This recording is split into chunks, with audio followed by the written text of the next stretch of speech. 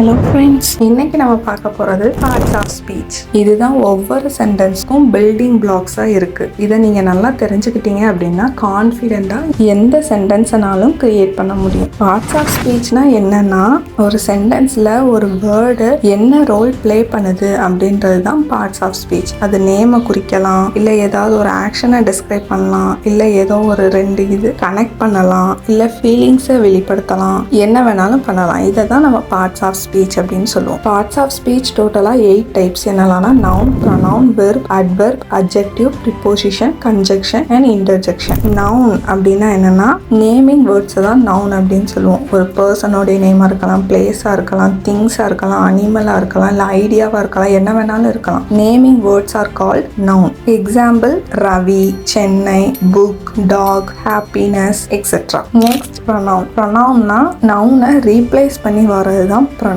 ஒரு சென்டென்ஸ்ல நவுனை already mention பண்ணிட்டோம் அப்படின்னா எல்லா இடத்துலையும் நவுனை மென்ஷன் பண்ணாம அதுக்கு பதிலா ப்ரொனவுன் யூஸ் பண்ணுவோம். Example he, she, it, they etcetera. Next verb. Action words எல்லாமே வெர்ப் அப்படின்னு சொல்லுவோம். Example run, eat, play etcetera. Next adjective. நவுனை பத்தி எக்ஸ்ட்ராவா சொல்றது தான் அட்ஜெக்டிவ் அப்படின்னு சொல்லுவோம். அது சைஸா இருக்கலாம், கலரா இருக்கலாம், quantity, quality, age, shape, origin, material, purpose எதுவானாலும் இருக்கலாம். நவுனை பற்றி எக்ஸ்ட்ராவா சொல்கிறது தான் அட்ஜெக்டிவ் அப்படின்னு சொல்லுவோம். Example a big house, a red apple, 3 book etcetera. Next adverb. வெர்பை டிஸ்கிரைப் பண்ணுச்சு அப்படின்னா அது அட்வெர்ப் அப்படின்னு சொல்லுவோம். Mostly adverb ends with ly.